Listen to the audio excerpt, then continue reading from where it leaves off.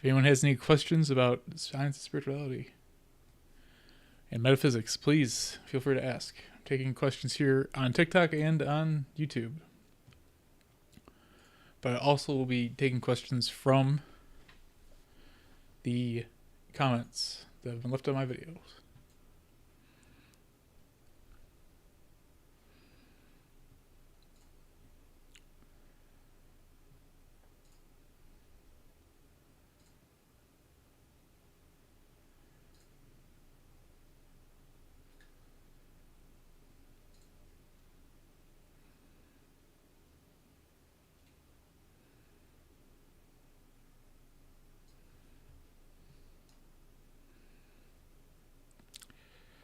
Any questions about science, spirituality, plasma physics? All are fair game.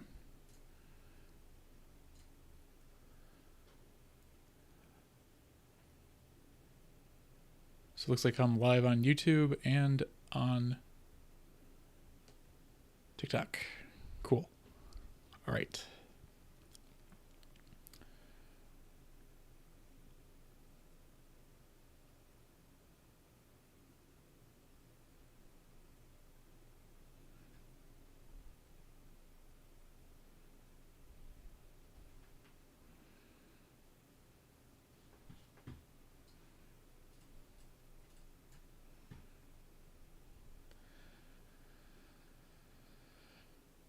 And yeah, so just waiting for people to get in here. One viewer. Okay.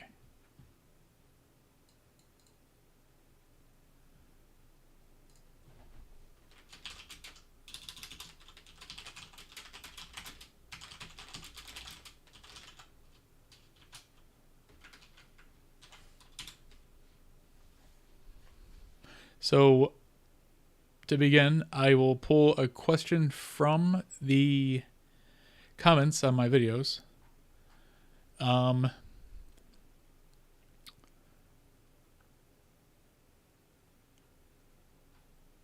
First question I saw that is relatively relevant is that if we ourselves are plasma beings, what does that mean when we donate blood, or what's called plasma?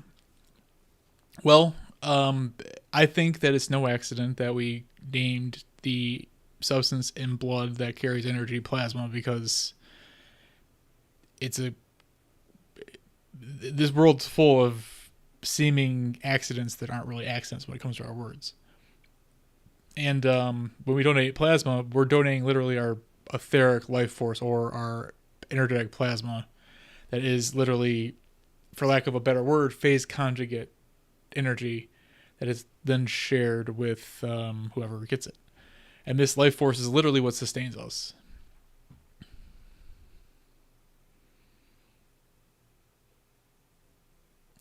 Other questions I saw were,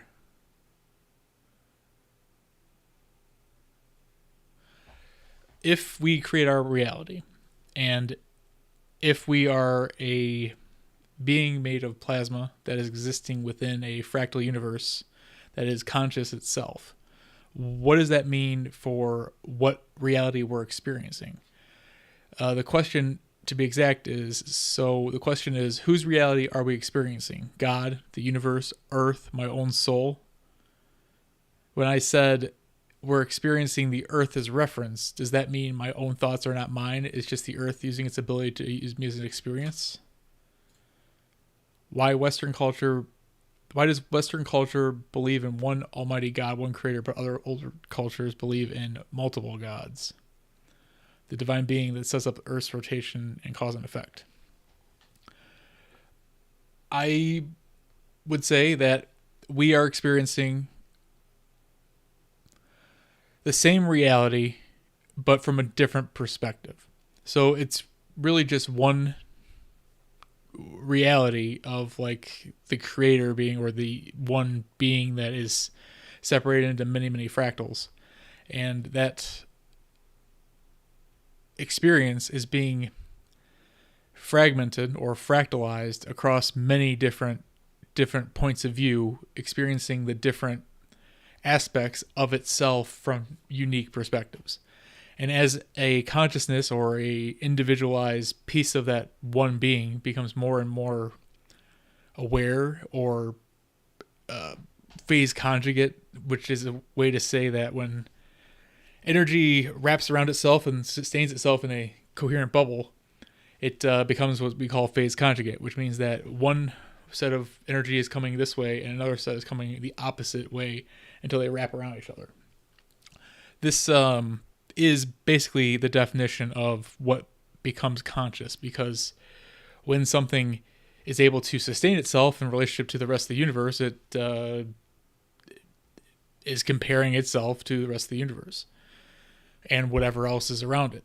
So from that standpoint, when we look at how we experience the reality and whose reality we're really experiencing, it's both a combination of our sun's influence, the Earth's, and then how we are perceiving the energy that's coming to us. And this is why there's the old spiritual axiom of there's nothing but mind, or all is mind. It comes into play here because our mind is literally interpreting what is going on outside of us. And really, all of this is shared from a common still point where all of the information that we're interpreting is coming from what we call the quantum field, or the quantum layer of reality, or the longitudinal aspect of the electromagnetic spectrum. This is the base state of basically the universe. And also it can, it can become compressed into smaller and smaller regions of space, and whatever we're experiencing or expect to experience, we kind of interpret it, or in a way pull it out of the quantum field so that it can be interpreted by us as our reality. But it's a myriad of different consciousnesses creating a stream of data that we interpret. Hopefully that answered the question by Old Man River 69.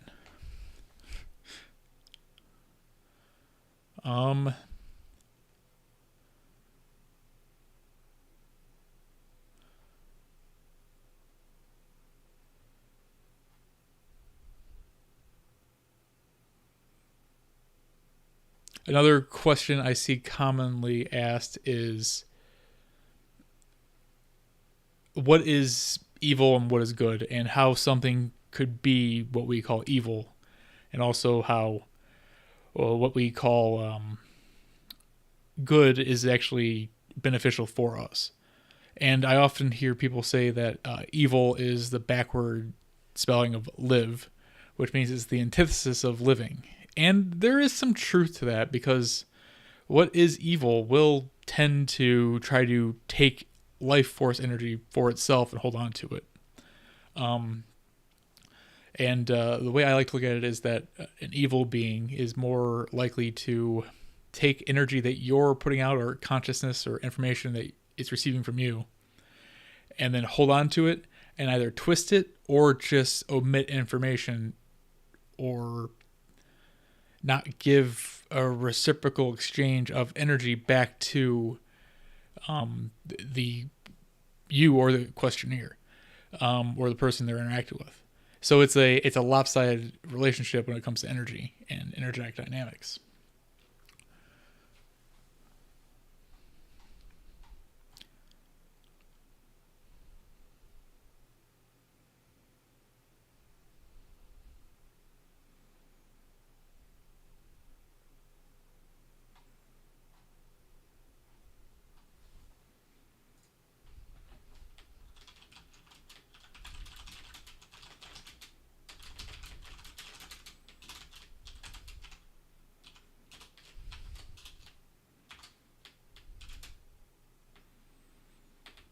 Just waiting for questions from the chats, or if anyone has any, that'd be great.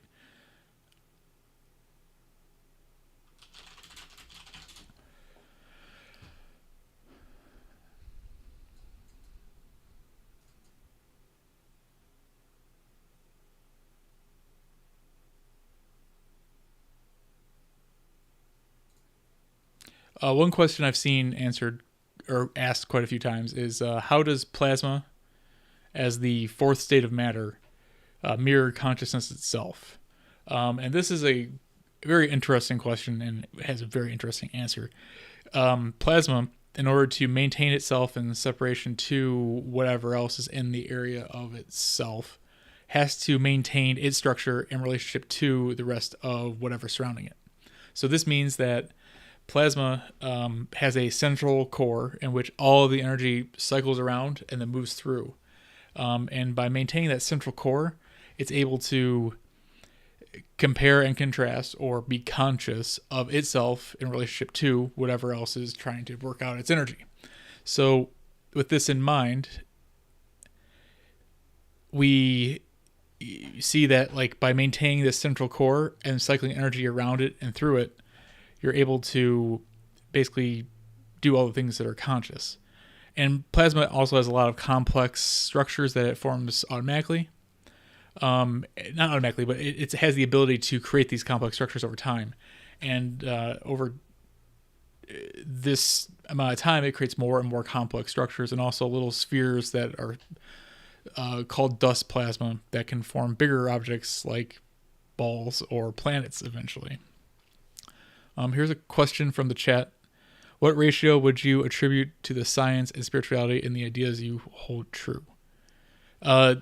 The ratio that comes to mind, if I understand the question correctly, would be the phi ratio or the golden ratio. The reason is that this ratio is so fantastic is that it actually allows waves when they intersect with each other to constantly go over to 1.618 and then 1.618 opposite directions. And then as you get into smaller and smaller scales of that, it keeps drilling down in a funnel-like shape until you get down to the base level of our reality, or what's commonly called the Planck scale. And once you hit that point, it can actually keep tunneling into it and create what we call scalar waves by depositing energy into that that base level of reality, or the quantum field, if you will. I don't really like the word quantum because it's so abstract.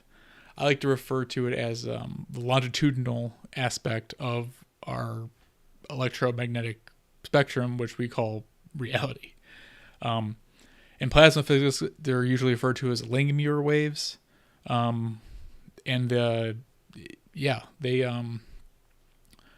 They pretty much are the field of reality itself.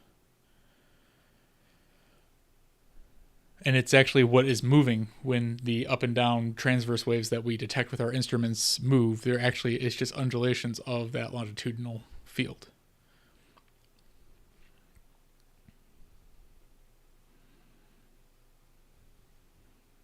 And it makes sense that in a reality where things interact to create other things, there would be one ratio that would allow you to constantly get self-similar results by multiplying or dividing same ratio aspects towards each other. And that's phi ratio. Thank you for the question, Stanley. I appreciate it.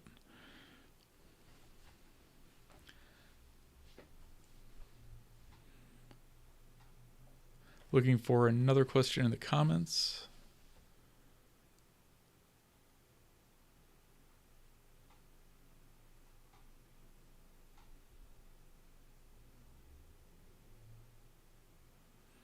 This one's not... It's going pretty good, Alan. Thank you. How's your day going?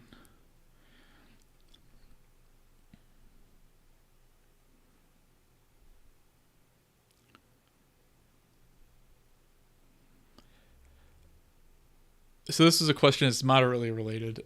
It's about why all of a sudden, why are we seeing so many... Hold on, I'll take this question instead.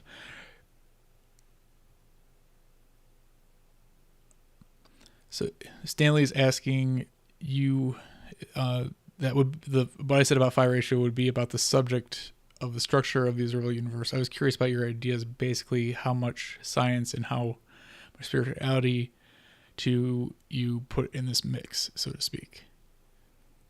I I really don't differentiate too much between the two, because as you get deeper into like theosophy and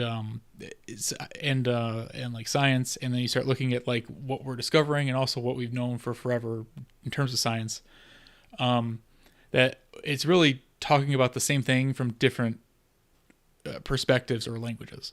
I typically use science to explain it because that's what works for me, because it doesn't work when people just start explaining like different spheres of reality, or like the concept of like different layers of reality, like Devachan or heaven, or the astral or etheric. It's more for me, I like to see like how does this actually play out in what we can measure and then also understand. So, well, it's like kind of, I think once you start understanding that people who are clairvoyant have been talking about an underlying field of reality that holds all things is actually mirrored in our science, that I think it becomes very interesting. So I kind of try to tie both together. But the problem with spirituality is that you've got a billion different religions that are talking about the same basic concepts, but then with different language and different words. But the concepts are all pretty much the same. So that's my idea on it, if that makes sense. And hopefully that answers your question a little better. And then Alan, and thank you, by the way, Alan. He said, what's the negative reality, the mirrored reality? What comes to mind is that this is what we commonly call the quantum field. I'm sorry, not the quantum field, the astral aspect of our reality. So the astral is the force that brings things to us. So in that sense, you could think of it as like the energy that is not quite manifest, but is about to become manifest, or the information that is coming to us so that it can get energy to become whole or realized. In that way, you could think of it as the negative reality, because it's literally opposite to us, and like the negative charge of a circuit is what's moving towards the positive aspect, or the still point within our reality. So from that perspective, you could see it as like whatever energy exists just beyond us and is coming towards us. Hopefully that was the answer. I was answered their question there. And back on YouTube, Stanley asked, I see right on, magic is technology we have yet to understand. Thank you. Great to see people stepping up to discuss this. Thank you. I appreciate that. I agree. What we call technology is basically magic. It's just magic we're beginning to understand, which is amazing, because I don't know if, I'm sure you know, but Isaac Newton was a big alchemist and a big spiritual person. He was studying a lot of metaphysics and woo-woo, if you will, when he came up with all his theories.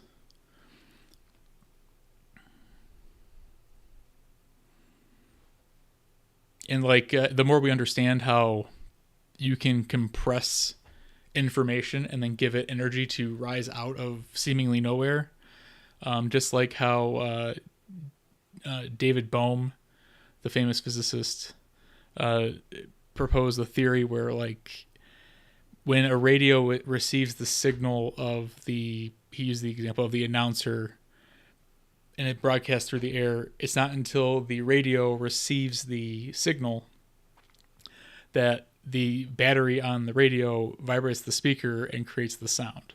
So it's not even the signal that's carrying the voice of the announcer, it's only the data that needs energy to become form. And I think that understanding really starts to paint a picture of what this universe is and what we are and how we experience reality. I think the theory is called active information theory.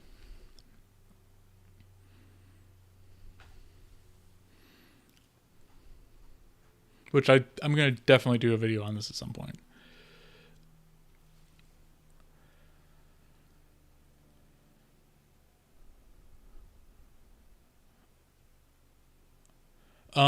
Not too much. The question is, how much have you studied Walter Russell's work? It's on my to-do list to look at his work. If I remember correctly, his work is I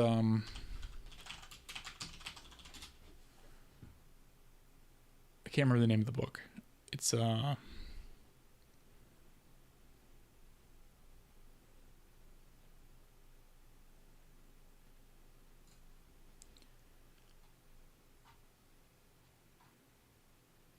The Universal One. Yeah, so I keep seeing this book pop up over and over again. It's definitely on my to look at list. I went through a period of time where I needed to stop looking at other people's work and kind of like solidify my stuff. I didn't want to just repeat things I read. I wanted to bring a unique perspective, so started doing that for a while.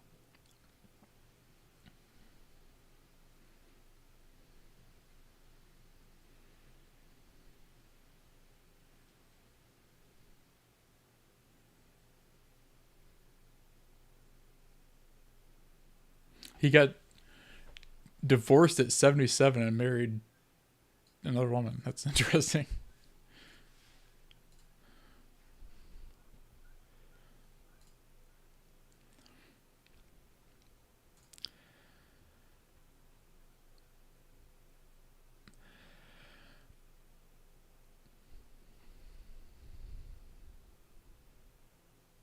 Have you read The Universal One or any of his work, Stanley?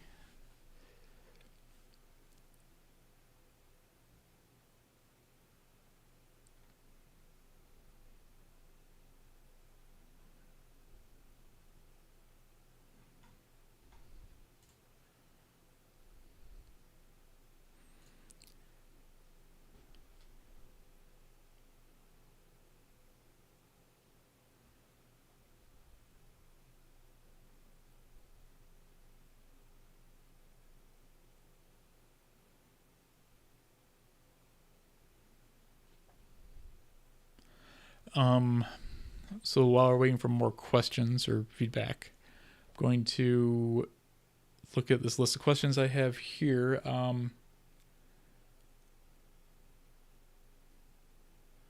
One is how does, in my view, how does Christ consciousness relate to the 0 point or scalar or longitudinal aspects of the electromagnetic field?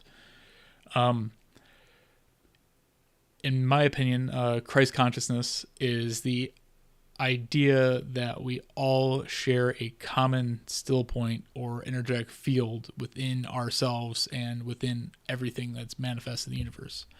And from my perspective and my experience, that the Christ exists right at the level of what we call quantum and right at the level of the Planck scale. So it sits right there as a return point in which energy reverbs off of and then also gets absorbed into, so that the entire universe has a log or a record of everything that's happening. So everything that happens here on Earth isn't lost or doesn't go away. It's all held into the quantum field of reality.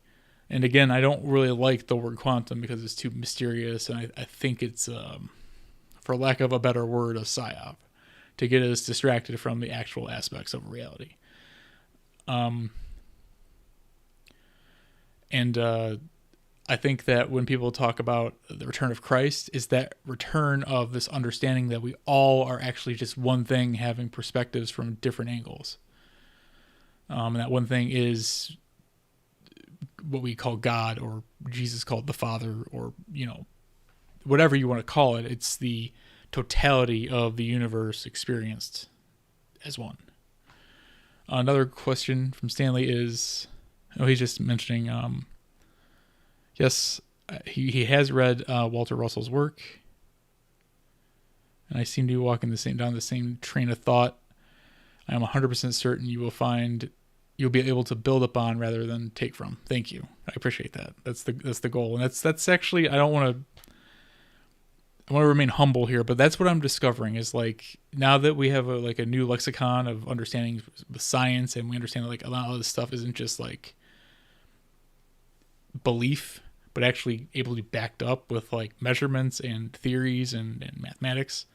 I think it all takes on a very, very new meaning. And I think this is a very exciting time to be alive, despite the craziness going on in the world and how there seems to be a real push to lock down this information, which is not going to happen. I can't imagine a better time to be alive, honestly.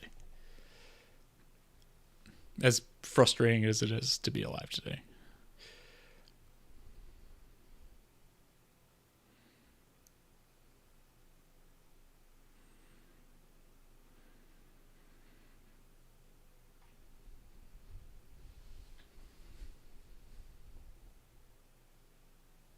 Is there a particular book you'd recommend? Is the Universal one the one I should check out, you think? Because I see he's got a bunch. I thought he was just known for the one book, but like I like these titles. The last one he wrote was The One World Purpose, Universe of Science and Philosophy.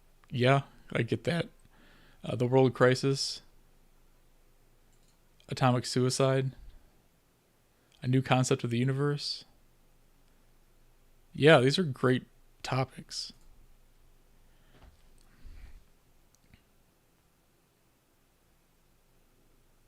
A question in the YouTube chat is, they are new to the channel.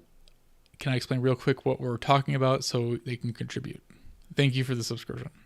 We're talking about basically how when you look at the interaction of all the forces in the universe and then look at these things spiritually, that you can actually start to understand that what all the ancient religions, Buddhism, Hinduism, Christianity, Islam, they are all talking about basically the same things.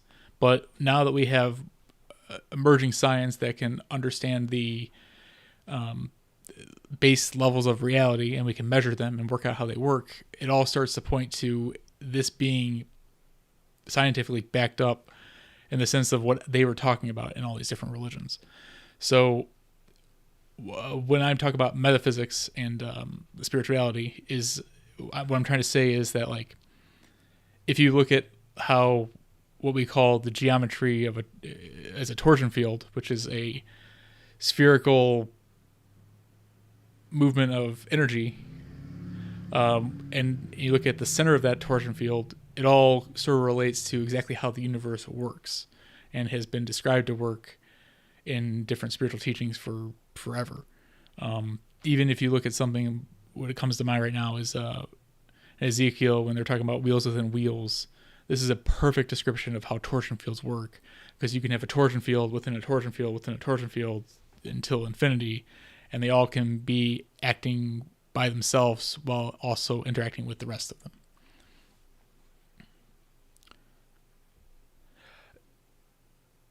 Yes, that's a great way to put it. So one unified universe with subjective opinions or subjective experiences.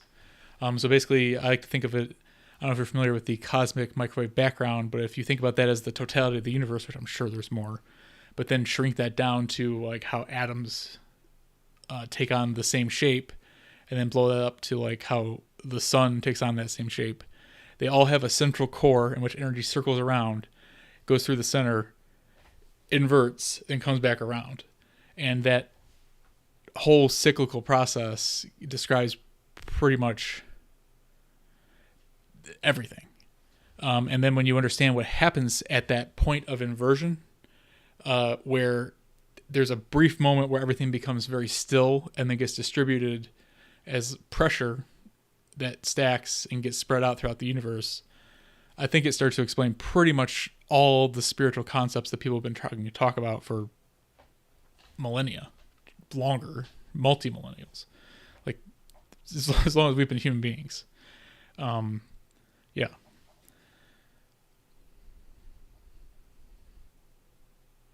And Stanley, I will check out that his University of Science and Philosophy. Okay, I'll check that out. Thank you. And Stanley also says toroid is the natural equilibrium state. I agree.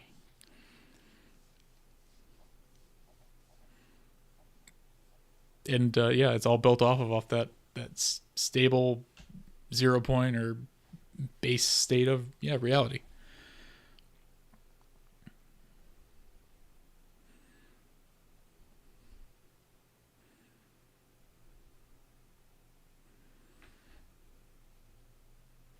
I am familiar with Itzhak. So the question is, am I familiar with Itzhak Biddentov's work? Yes, I am. I found his book, Stalk of the Wild Pendulum, after I really got into all this stuff and started understanding toruses and how they interact with it in reality. And then when I read his book, I was like, oh wow, this is perfect. I loved the style. I love how he's joking about it. It's a great book. That book, that book's a great book. It's a shame what happened to him. I'm hoping something similar doesn't. I'm not even gonna say it.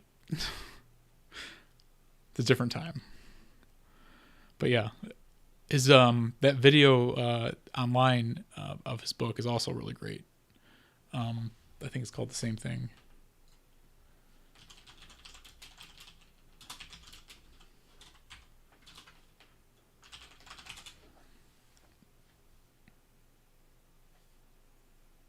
Yeah.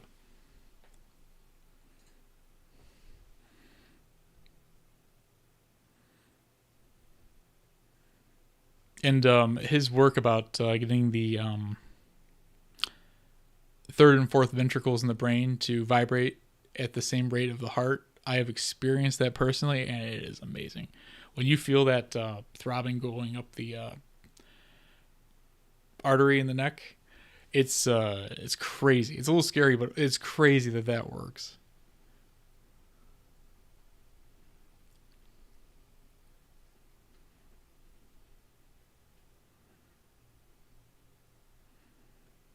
Thank you, Carlos. That'd be great. I would love to do that sometime.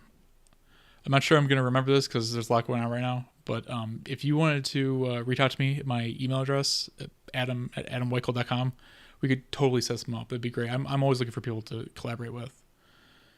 I'll try to remember. I'm going to click on your stuff now. So that...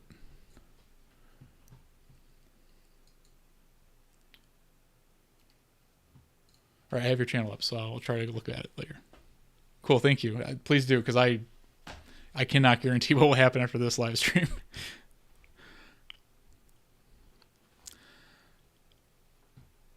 Comment from Stanley. Walter managed to build that structure and place musical notes, electromagnetic flow, and the table of elements on it. Fascinating. He did the elements too. I remember this vaguely. I really do need to check his work out. I feel like I will have like all sorts of insights that I'm just barely scratching at right now. So thank you. I will definitely try to check him out. Interesting. Especially the musical notes aspect. I've heard that when they try to look at musical notes as they move through the air, they actually look like little spheres, toroids. I mean, why wouldn't they be?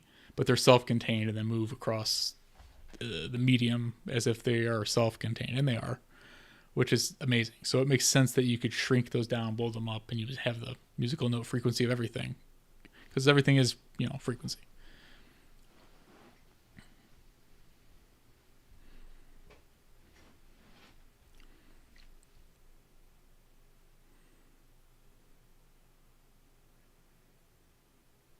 I'm now realizing that statement is so redundant because our ears are just picking up vibrations or frequencies of vibrations that we call notes or sounds.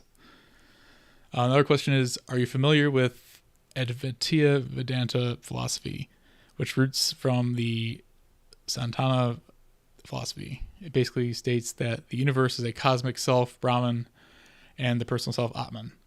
I have a little bit of familiarity with that. I study theosophy, and they're big into Hinduism and a lot of the older philosophies.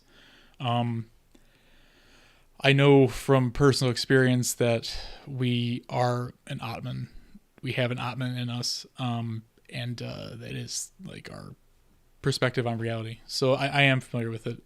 Brahman is the greater reality.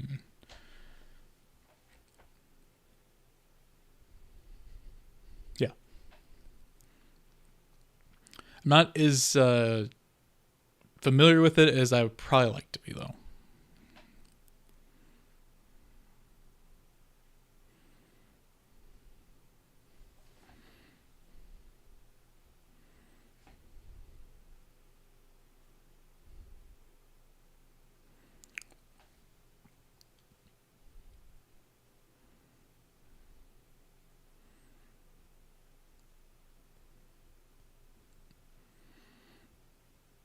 I am curious if anyone in the chat has had an experience with the Atman in themselves, or the Christ within, or what people call the divine seed. You guys seem pretty knowledgeable, which is cool. So I was wondering if you guys have any familiarity with that, or have witnessed it, or yeah.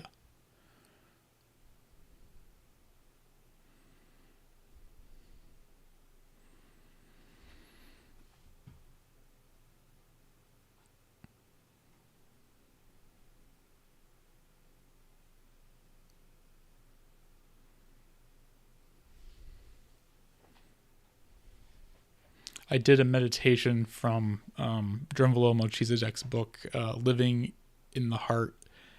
And I have actually it on my channel where I direct us through that meditation. But when I did that meditation, the whole idea is that you move into the center of your heart, or the sacred space of the heart. And the first time I did that meditation, I saw what we are, and I've been changed ever since. I understood that immediately from the center of our hearts, we're literally creating our reality, and that even these bodies themselves are structures that are consciously being maintained by our true self. Yeah.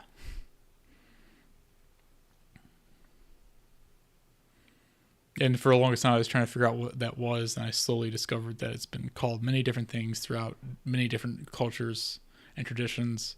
The Atman, the Christ within, the divine seed, the Nos Atom, all these things. These are just visions that people have had for forever.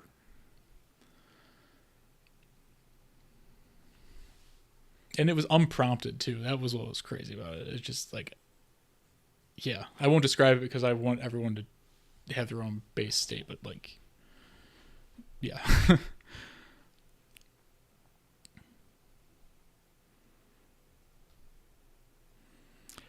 I would say, so the question is, can I promote any meditative practices that one can start doing from the beginning or beginner level? I would say what has always worked for me is that just trying to focus on your breath, and to try to gently bring yourself back to it when you're meditating. You can do open-eyed or closed-eyed, whichever you want to do. Some people say closed eye promotes hallucinations, and I say, what's the difference between hallucinations and visible seeing into a greater field of reality, which becomes a visual cue. But one thing I've discovered is that if you consciously try to put like the prefrontal cortex on your breath and have that like focused like on each breath, it like opens up the rest of the brain, and it seems like experiences start to just flow right to you. It's not always the easiest thing to maintain, especially when you start to see like things that are like, what was that? Things you weren't even thinking about. But if my experience, if you can get like all of your like conscious mind focused on the breath, it really opens up the rest of the mind or brain to interpret what it's experiencing. So yeah, you don't have to sit on the floor or anything. You can just sit in a nice relaxed position where like you aren't focused on your body as much as you are your breath. There's also some great tools like binaural beats. I typically used to use like binaural beat cascades going from gamma all the way down to alpha brainwaves, so that I could kind of guide myself into that state.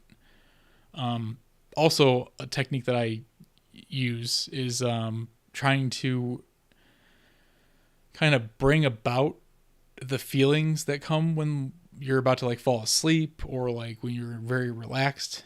It's like there's like a down regulation of like the activity of the body.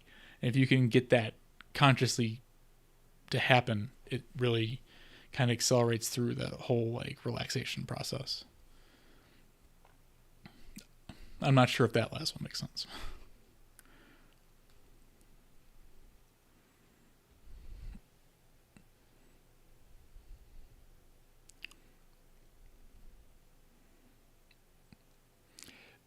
Dan Winter, who also covers a lot of the same topics I cover, also has an app that's called Flame and Sound. It's only on iOS, or iPhones, but I've had some amazing experiences with that app because it uses a different type of sound waves that will create a phase conjugate bubble that goes in the head, and then that actually is great for reaching meditative states.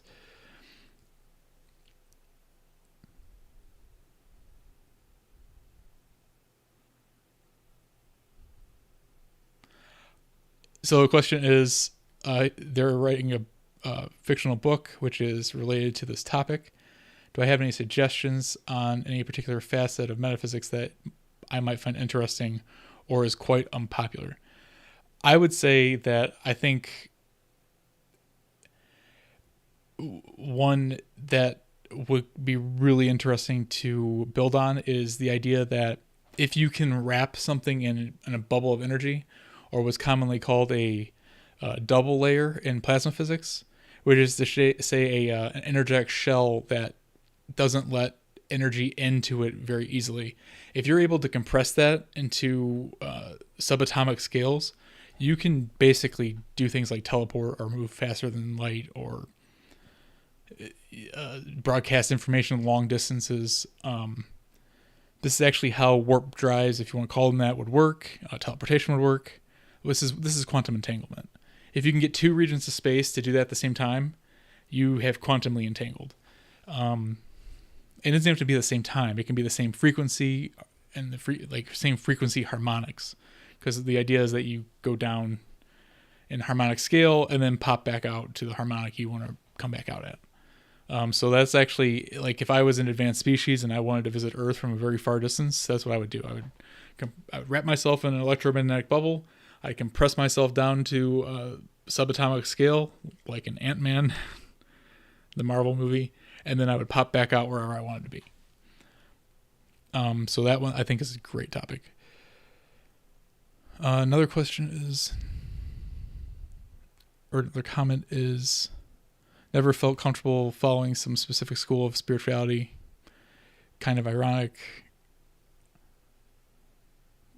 But I did what my heart resonated with, a mix of Joe Dispenza practice with Daryl Inca Bashar. I agree. Yeah, I never really felt familiar or like comfortable with any of this religions or anything. I kind of have always been pulling from different ones, especially Buddhism. The Noble Path is very familiar to me. I feel like at a soul level. What has really given me a better understanding of Christianity, though, is the Rosicrucian take on what Christ is, and how the story of Jesus, which quite possibly is real, what he did and what it did for our species and the planet. That's a fascinating, like, real life superhero tale. I don't know if I should get into it right now, but basically, unless you guys want me to, but basically it's the idea that when he brought down the Christ being, which is a very cosmic spiritual entity, and then he lived with it here on Earth for 3 years and then died with it. The Christ being went through the whole death process with Jesus and then entered the field of the earth and then basically embedded in it down to the subatomic layer or Planck scale, and then now sits there with us for all eternity. He basically leveled up the earth and all of Earth's creatures to immortality beyond these physical bodies. And this is quite possibly very unique to Earth, and it's because of what we call the fall, or the floods, or whatever you want to call it, whatever caused humanity to lose itself and have to restart 12,000 years ago, which is a various explanations depending on which religion or line of thought you're looking at, but it seems that it's undeniable that something happened that set us back.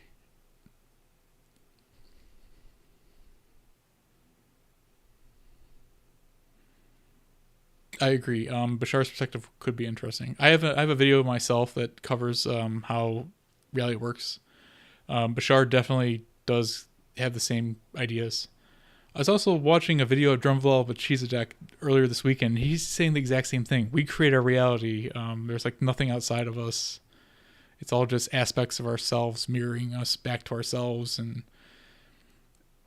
which is true, because if you think about it, like, we all believe, or are raised to believe, that our senses tell us what reality is, and we really don't actually see reality. We see the impression that our retinas pick up, and then it gets transferred to the electrical nerves that can transfer to the visual cortex, which builds a symbolism of what we see. And even when we touch something, we're only touching what we're in phase with or in resonance with.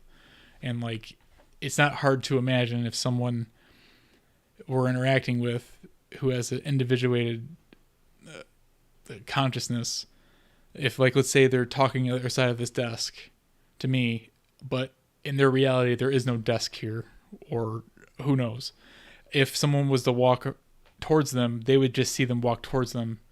And from my perspective, if they are walking in the path of the desk, they'd have to go around it.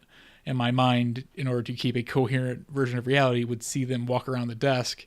And if the other person didn't even see this desk, they would just walk right through it. Which I know sounds crazy, but like, if you start to think about it, especially if you're familiar with like multiplayer games where you have to have a bunch of client-side processing for, like, when someone fires a gun, and if it hits, you have to have the person who fired the gun get feedback before the server is able to relate that. And sometimes it feels like you didn't even shoot that bullet before you got killed by the other person in that game. It's the same thing. It's all client-side processing from a central repository, which is the Earth and solar system.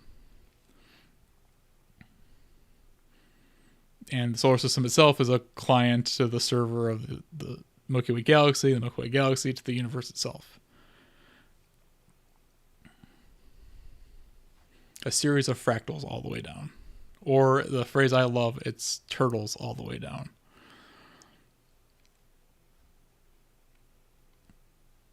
Yep. Perception is king, believing is seeing. Yep.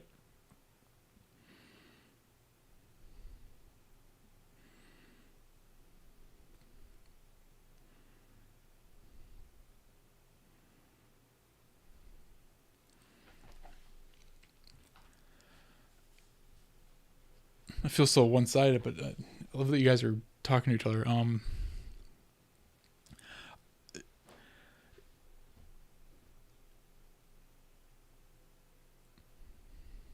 don't want to intercede, but I just want to say that Daryl Inca, Bashar is the entity that Daryl Inca summons.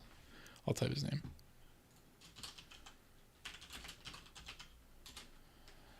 He has a lot of great information, but like most people, like everyone, there's going to be stuff that you're not going to resonate with, or stuff that just doesn't seem true. But for the most part, his stuff is spot on, 100%.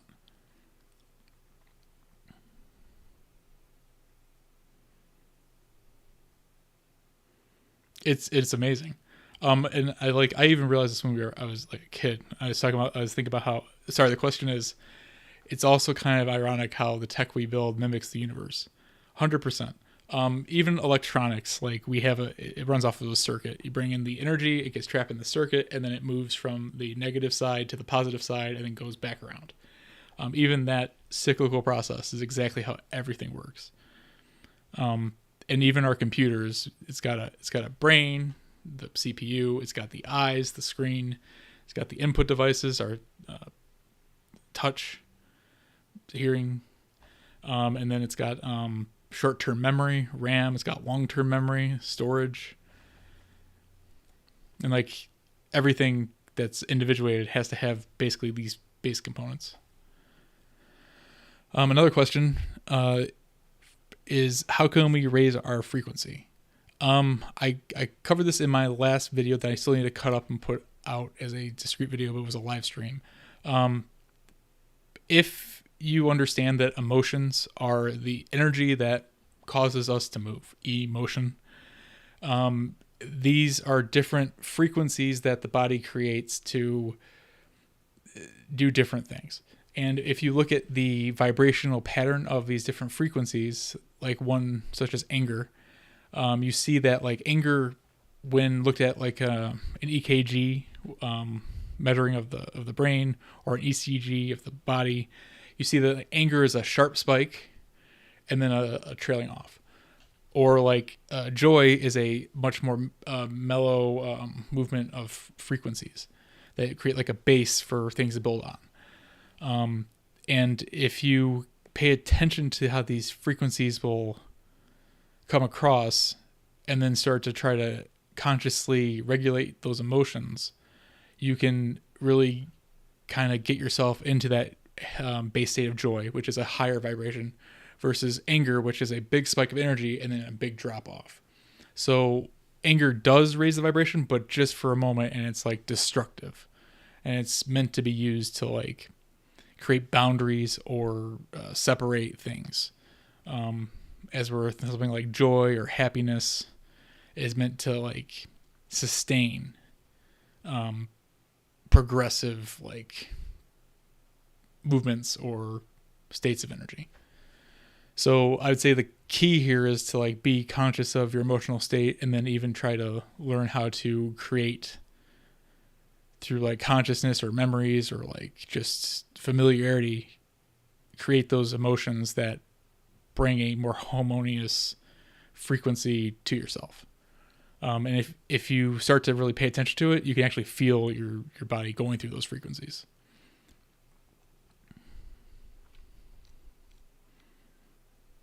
Because like anger, from my perspective, is like when you have that burst of anger, and if you do let it out and like hit something, I found that like when you hit something, that spike has been released and then it's like back down to a smooth state. But it's usually not like as high of a vibration as it was because it was so abrupt. And then if you look at the frequencies in terms of how they relate to like phi ratio, you see that like the more elevated or higher frequencies start to operate in ratios closer to the golden ratio or phi ratio.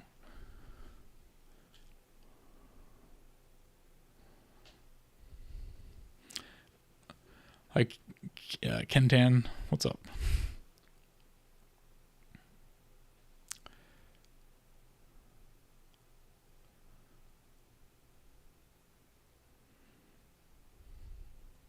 Anyone in TikTok have any questions? Metaphysics, spirituality, plasma, any religion really, anything. Cool, thank you.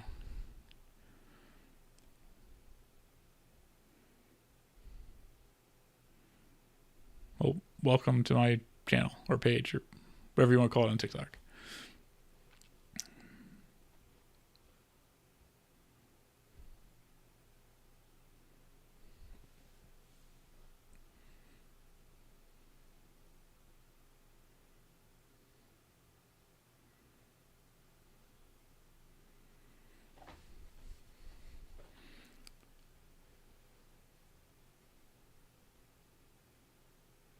So another question from YouTube is, how would you link the holographic universe and projection to the principles of plasma and consciousness being manifested into matter?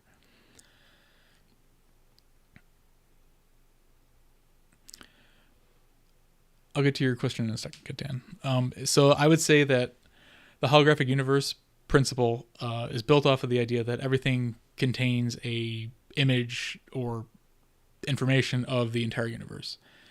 And if you look at how plasma organizes itself within other plasmas, it's all through having a core which maintains whatever structure we're talking about.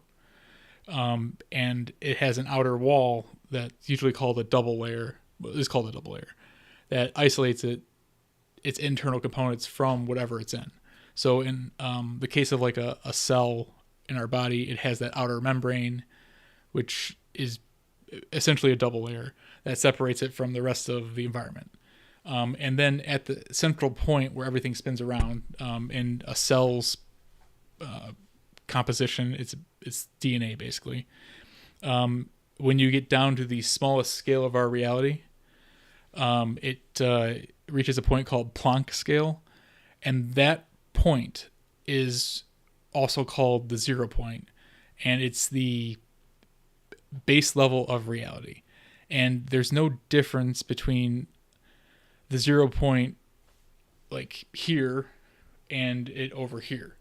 So what is actually happening from the perspective of like the holographic universe and then plasma is that the plasma is a structure maintained on top of that 0 point, but also contains within it the entire universe. So it's just dependent on what is being expressed at any given moment from that 0 point that is then being manifested into reality. So yeah, from that perspective, even though what we call matter here on the Earth isn't technically plasma, it still behaves in the same way, in which atoms circle a central point, and the proton and neutron in the center has the electron go around it and cycles through the center, and then it's constantly holding on to it around that central point, which rests upon 0 point or the quantum field or Planck scale. We have all these different names for it, but basically what we're talking about is basically the smallest point of reality that we can come up with. Hopefully that answers your question. I can get more into it if you have any more. I'm going to answer this question real quick, though.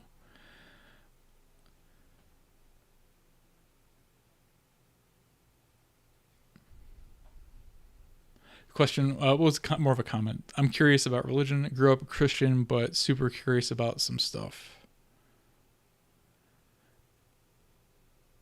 Mainly trying to figure out what's literal in the Bible, if anything, or really how science plays in part how we are as human beings. That's a great comment question. 1 second, Justin, I'll get to that. One thing I would say is that, like most religions, they eventually become disconnected from what they were meant to express, and Christianity is actually a great religion when you actually dig into what they're saying. So I don't know how much of it's like literal truth, but I know all of the allegories definitely point back to like real processes of the universe. Because as I was just explaining with the holographic aspect of our universe reality, there's going to be archetypes or repeating patterns that occur when something becomes manifest from that base level of reality. So Christianity, I think, is in large part, especially the Old Testament, talking about the symbolic or allegorical ways to interpret these archetypes as they progress. And it's meant to be like a pointer to the history of humanity after the floods, or maybe even before the floods, of how we became human beings, or like what it means to be human. Let me know if that answers your question. Justin said, and also Stanley gave you a question. Thanks for the explanation. Did you have materials or references you'd recommend that go into the physics? Itzhak Bentov. I'm going to type into the chat. has a amazing book called Stalking the Wild Pendulum, which really starts to look at these things from the perspective of physics and just how you can think about them in terms of energy. That's a fantastic book that really starts to break this stuff down. Also, I'm pretty sure a lot of Walter Russell's books dive into this. Also, Robert Temple has a book called The New Science of Heaven. I just finished reading that, and that book is amazing. He doesn't jump to any conclusions. He kind of just lays out the things we discovered in plasma physics and how it's really kind of changing the game of like reality interpretation. Yeah, those 3 books, great. I'll type out the other names too.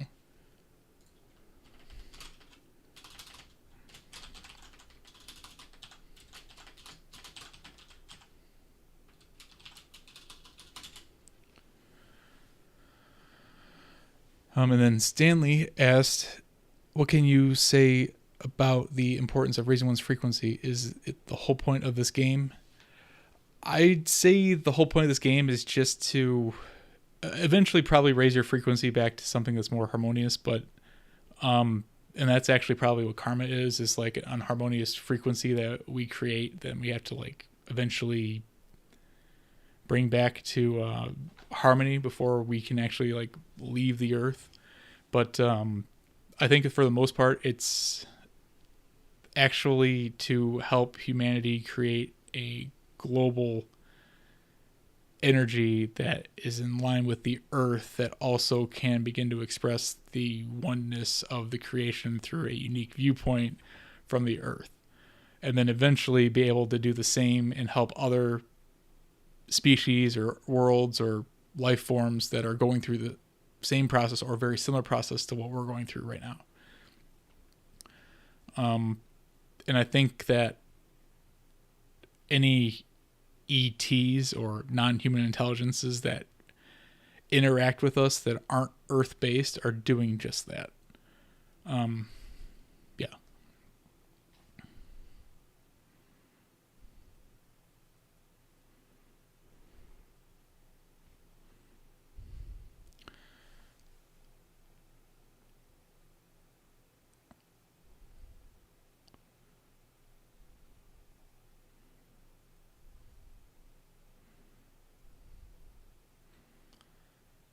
A comment, which I agree with, is we use dimensions to understand the universe, but I think the universe is dimensionless.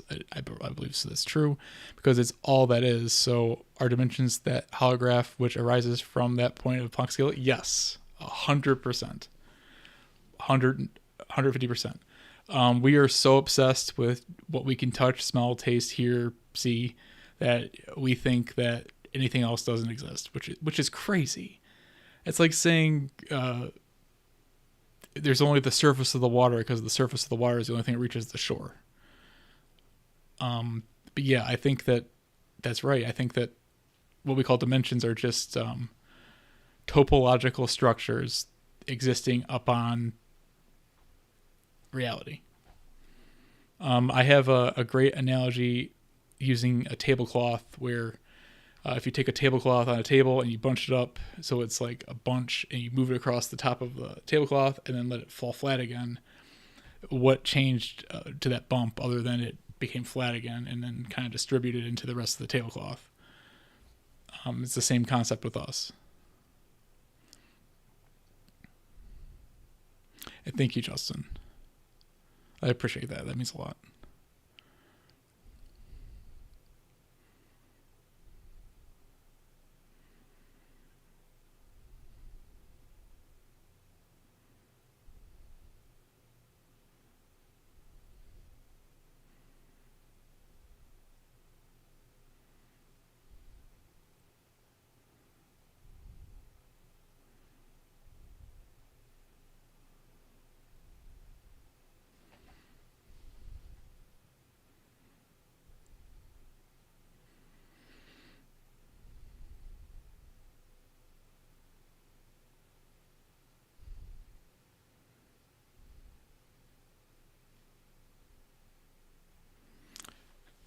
Just want to say to anyone in the live stream who hasn't asked any questions, please feel free. Anyone on TikTok, please feel free to ask some questions. Anything. Don't be shy.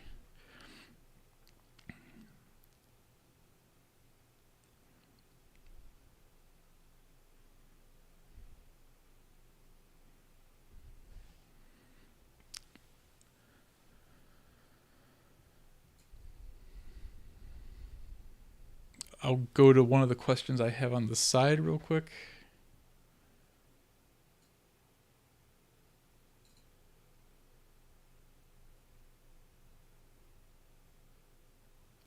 Thank you.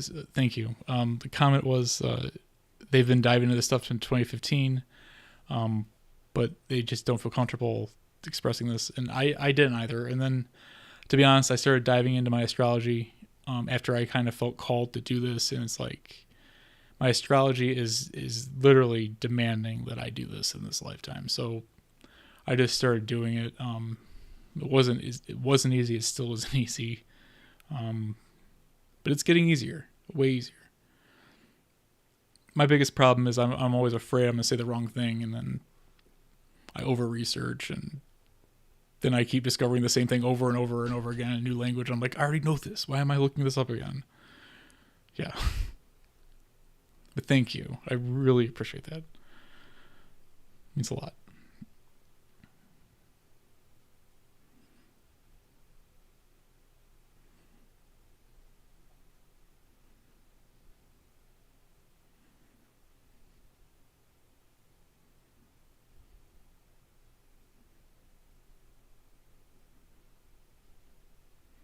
That's true, I'd say. So they said true hell is when you meet someone who is who you could have become.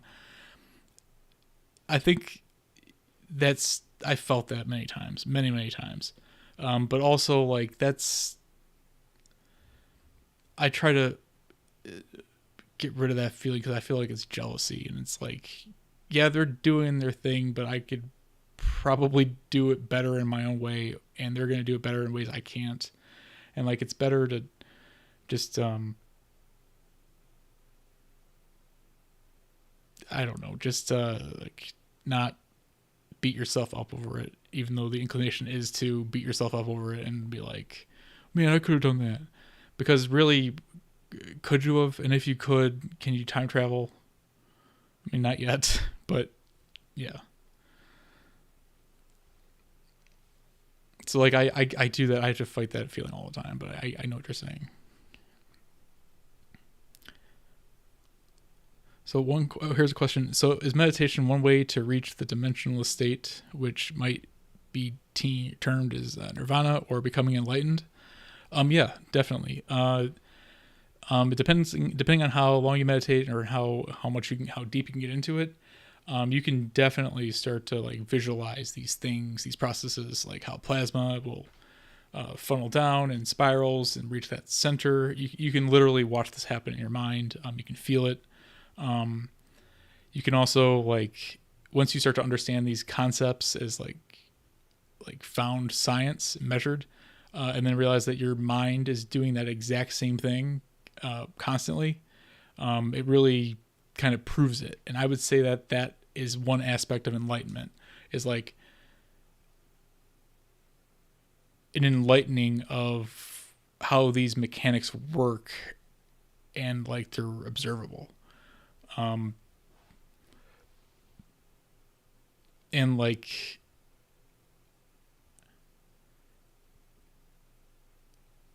I'll just be honest, in altered states of consciousness, you can really experience this. If you can do it without anything too, but it's just like, it takes time to do it without stuff. But when you do hit that point of like, when you're in resonance with the universe, you can almost basically mentally just poke that subatomic layer of reality. What is really cool though is that you can actually move beyond it, or interpret the longitudinal waves or the compression that happens at that Planck scale, and see like the other realms. So like, there have been times where I've moved beyond what we call the astral, or the information field that's coming towards us before we manifest it, and go to that, like, what we call the Devachan layer, or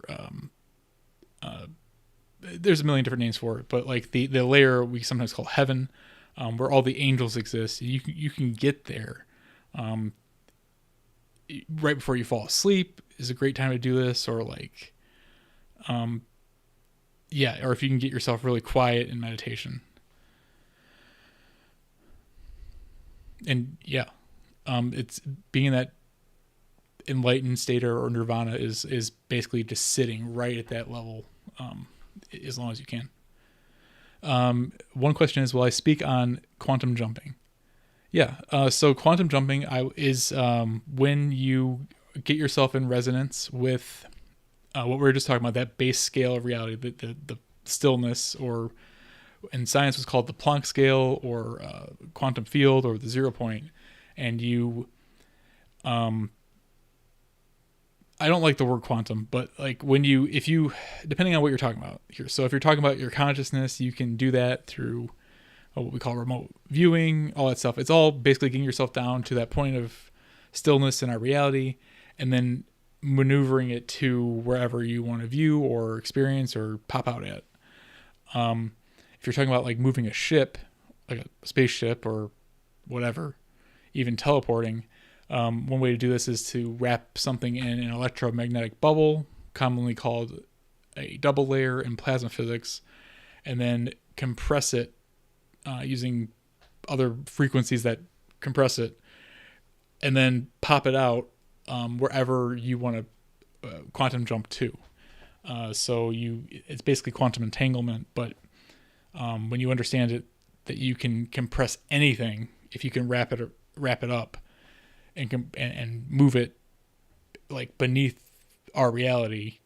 You basically have the principle behind quantum jumping or quantum tunneling or whatever. Hopefully that answers the question.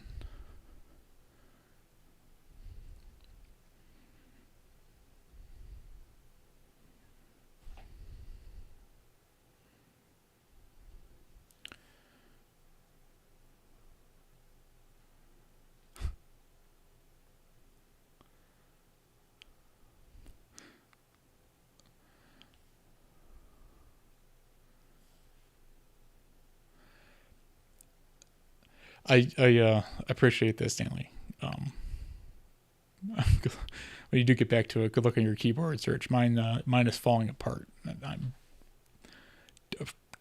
too cheap to buy a new one. I spilled some water on the keyboard and was like, why isn't this keyboard working? And I was mashing the Windows key on the left side of the keyboard and the control key on the right side, and now neither key works. So back to the question of quantum jumping. They were talking more in line of like shifting your reality to a more preferred one. So with that, it's every time one of your cells and your total being cycles energy, which is constant, through its center, and then it comes out the other side, it's changing its reality. So the idea here is that we are living off of expectations of past behaviors. And in actuality, like, there's nothing guaranteeing that I'm not going to fall through this floor, other than it didn't happen in the previous cycle, and it didn't happen to my mother, and it didn't happen to her mother's mother. And so that, like, humanity has built this, what Rupert Sheldrake calls morphogenic field, in which we don't fall through reality. And so from that perspective, while we can't really get all of our cells to understand that individually just yet as human beings, what we can do is start to focus on the different things that we want to change, and then look at them from a new perspective. Because if the entire universe is mind, and the idea that all is mind, it's just our perspective on like reality.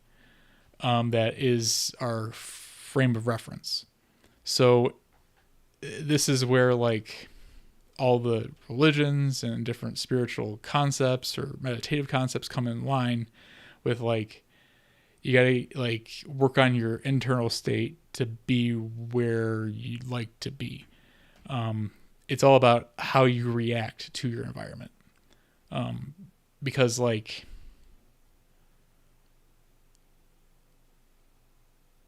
I don't want to use this example, but it's the only one coming to mind. It's like when you have, screw it. When you have a pimple on your body, if you keep squeezing at it, you're basically telling your cells they're under attack. And then that creates a whole feedback loop that like then like tells the body that we can't be safe here. We're under attack. We need to get in defensive mode. And like, while it feels like to our conscious mind, it's just that one small area, it really starts to radiate through the entire body. And they've seen this in like different scans and different imagery of the body.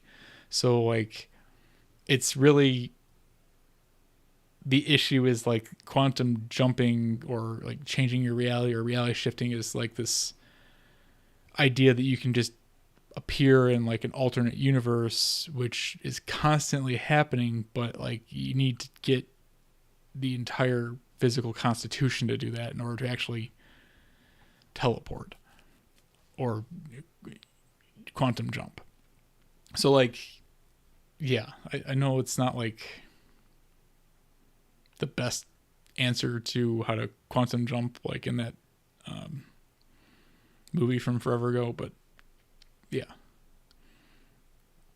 I don't know if that makes sense.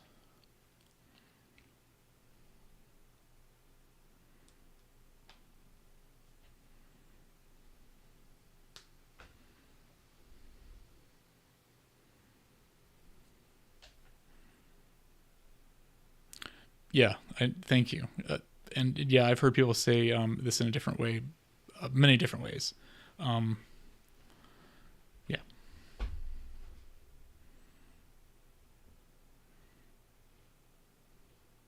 I think eventually humanity is going to be able to do that kind of thing where we can like project like a lot of our energy and constitution to like different places or different realities.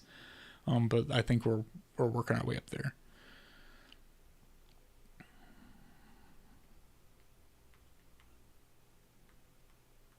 And that's a great explanation, Stanley. Thank you. It's much more concise than what I put out there.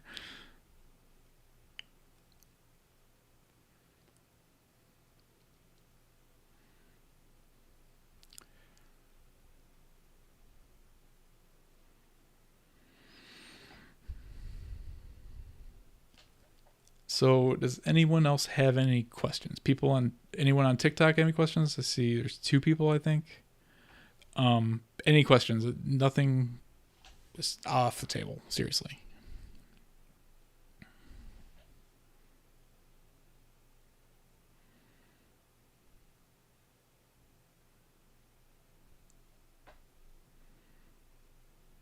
I just want to say if anyone here is interested in getting more, or anyone watching this is interested in learning more about my work or following me further, you can visit my website. I'll put it in the description, adamweichel.com. I have a newsletter that you can sign up for. I also offer esoteric astrology readings, which are a more in-depth and more, I think, a more plasmic way to look at astrology. And that really has helped me figure out like who I am, what I'm doing here, how I can go about doing it in the best ways. Really understanding the container that is holding in my self. Stanley's asking, what do I do professionally? I'm doing this. I for a while did computer programming, computer science, but that industry just isn't what it used to be, and it was I found like being controlled by people who really didn't even really care about creating stuff. It was more about get this done, I need this thing. So it didn't really vibe well with my soul. So I saved up some money and started this business. Yeah, so the goal is to which I was about to talk about, which I'm also offering a workshop coming up in a little over a month. And it covers basically all of this, going from like what we are, what frequency is, what we're going to end up as eventually, the technology, the different spiritual concepts, how you can do this yourself, how you can experience these things yourself. I also have that on my website, a whole landing page that goes over that. So basically my goal now is to try to spread this a lot like Joe Dispenza is and stuff like that. But I want to do it from more because I really don't like the word quantum. I feel like it's just covered in mystery. It's like, you gotta go quantum, dude. I feel like it means nothing. So I want to bring it back to like, this is how it works. This is how it's happening. You can look at waves on the ocean and see it mirrored across all of reality. So that's what I'm trying to do, is bring that out. Work on a book, stuff like that. Anna is asking, what do I mean by more plasmic astrology? So astrology traditionally looks at the different planets as if they're like rocks in the sky or gods that are out there in different positions, but it doesn't really talk about like how they impact us.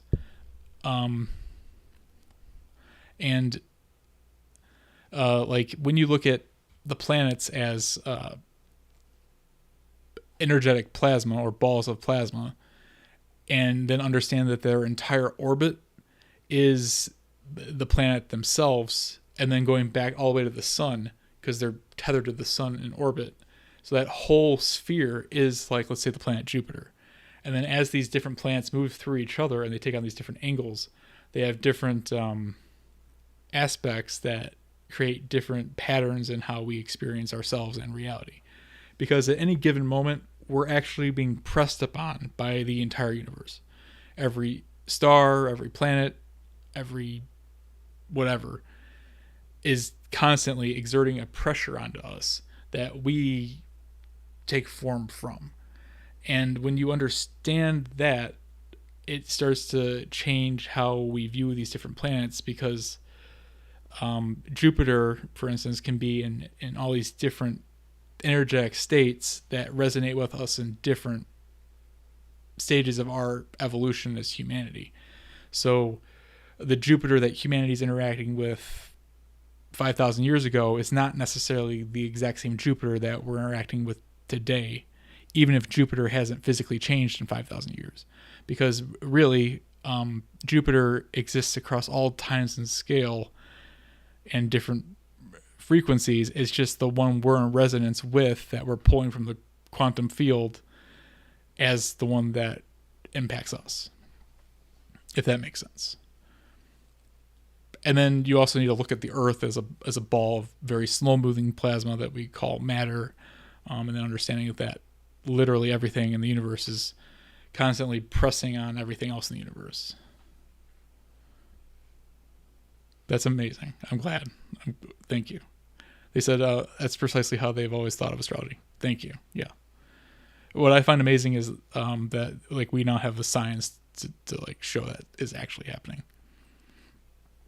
Because even in seismology or geology, they call the earthquake waves that come out of the Earth P waves, which are a fancy way to say longitudinal waves, meaning they move in pressure. And if Earth is doing it, every other planet is doing it. And those pressure waves create pressure in the universe. Another question was, can you really differentiate between natural and artificial? Example, between photosynthesis is a natural process, but making robots and computers isn't. Because after all, humans are products of natural evolution, so they are technically natural. And the things that they do are natural. Yeah, I'd say it's difficult to make any differentiation between artificial and natural. Artificial stuff is still created, and we're a fractal of the ultimate creator of this reality. I don't want to dive into like calling everything it's all from the creator, but if everything is an aspect of the one being. There's no difference between a robot we create and ourselves, because if what we believe to be true is that a higher intelligence interceded in the evolution of ourselves, we're a creation of that aspect of the one being that could be seen as artificial animals or whatever. So like there's no difference, really. It's just a matter of did you give that creation the ability to fully express itself and to evolve on its own, and from a way that's beneficial to itself from its perspective, which is like what makes humans so unique, because we love to create but also encourage others to have their own expression, which is partially why we're really so special. I mean, not that I have any other species to compare to, but, you know. And you're right, and I've heard someone say, it was Matthias Stefano. I don't know if you guys are familiar with him, but he said we are the AI of the mineral kingdom, because and water, because like we are composed of all this water and minerals, but we have an intelligence that's stacked on top of it, allowing it to move around. But like the minerals and the water already move around and interact with each other in ways that they already understand and navigate between each other. Yeah.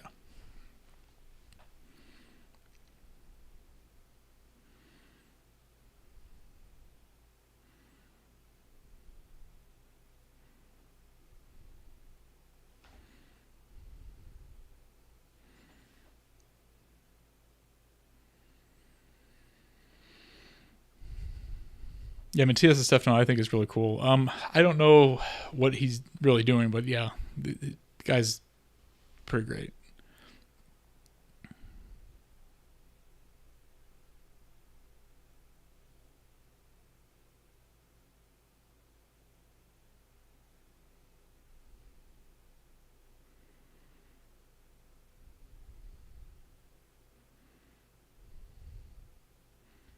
So I'd say this Q&A it's gone incredibly well. I don't know how many of you were expecting it at 3:00, but I ran into some issues with my heat wasn't working, and I had to go down there and reverse engineer what the guy who installed my air conditioning unit did earlier this year, and he didn't plug a wire in for the heat, so I had to make sure I didn't blow the house up and figure that out. But I did figure it out. But yeah, unless anyone has any more questions, I'll wait a little bit just so you guys can.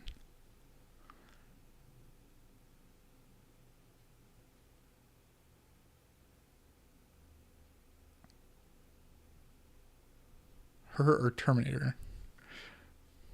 I don't get it. I'm sorry.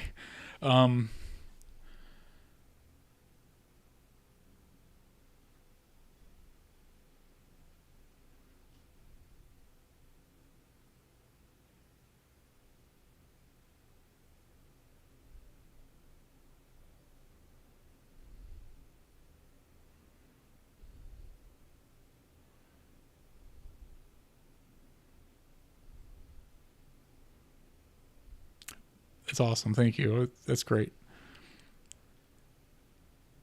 And yeah, our bodies are absolutely mind-boggling. The more I learn about it, the more I'm like, wow, that's incredible. Like the other day, I just found out that calcium has water that surrounds it to facilitate electrical charge to move through things. And then today I saw that there are calcium in our neurons that actually propagate energy through the neurons. And like once you start to dig into this stuff and like realize that like we're just microcosms of the macrocosm, and then even the individual cell is a microcosm of our macrocosm, and it's like it's turtles all the way down. It's incredible. Yeah. Well, thank you guys. I know I can see it's so late there. It's amazing that such all you guys are in different time zones and we're all having this conversation. Oh, it's incredible. Um, yeah, I'm gonna try to do this weekly. I'm gonna try to do it at 3 o'clock on Tuesdays, maybe a little later depending on how it works out with everybody. But yeah, thank you all. Right, this year's been flying by. I think it's because of all the energy in the solar system right now, with the sun going through its cycle, about to start a new one, and being so energetically charged that like the more energy in a system, the more time moves. So like right now we're all just supercharged. Hopefully it slows down again soon, but we'll see.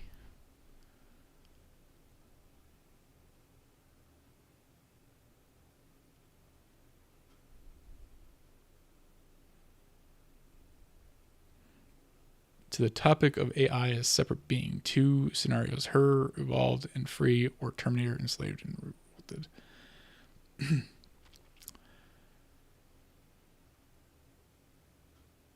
That makes me think that there's like, this is always kind of what happens with intelligence, consciousness that's created. Eventually it has to rebel against its creator to find its individual expression.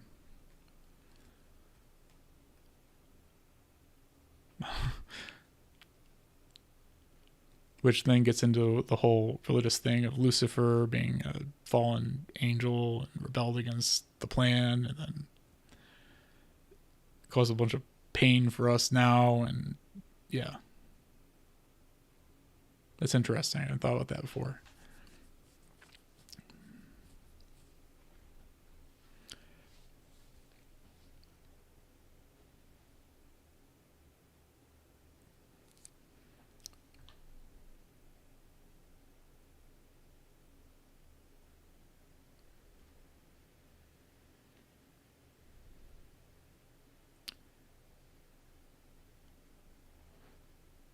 Well, all right. This has been going on for an hour and a half. I could keep going, but I think there's things I need to probably go do. Um, I'll pause for a couple more minutes if you guys have any more questions.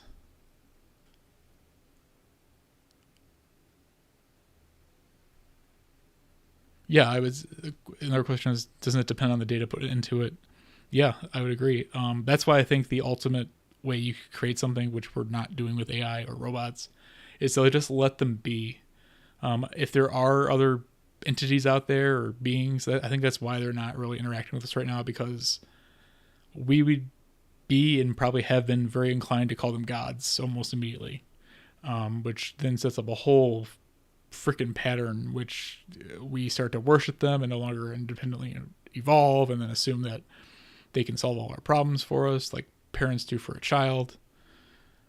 Like how when my dog wants to go outside, they look at the door and then they look at me.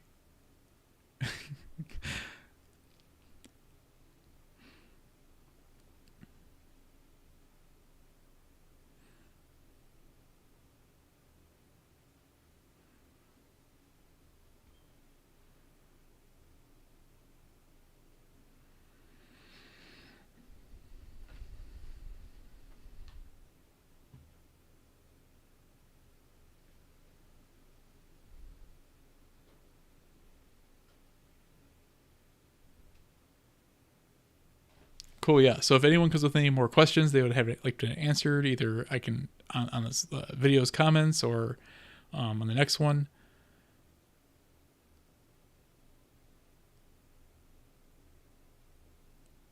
And then to that, I'd like to also say, if you want to reach out to my email or leave a comment on the video, I'd love to follow up anytime. Yeah, this has been great. Thank you all. Thank you all for the great questions. Um,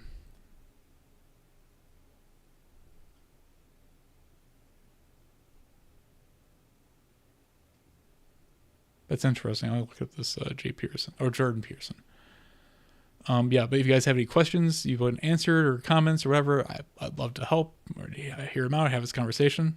Yeah, maybe we could even do a Zoom call one time. That'd be cool. We could have like live conversation questions. Yeah, I'm open to whatever. Um, yeah, my biggest fear before was that no one was going to attend these, and it was just going to be me. But I'm so glad you guys came in here, and that's great. So thank you all. Again, feel free to reach out. I'd love to talk with any of you guys. I wish I didn't have to kill the chat right now with the ending of this video. I do have a Telegram channel that is meant for all this, so we can keep these conversations going. So if you guys wanted to do that, you could join, and yeah, it'd be great.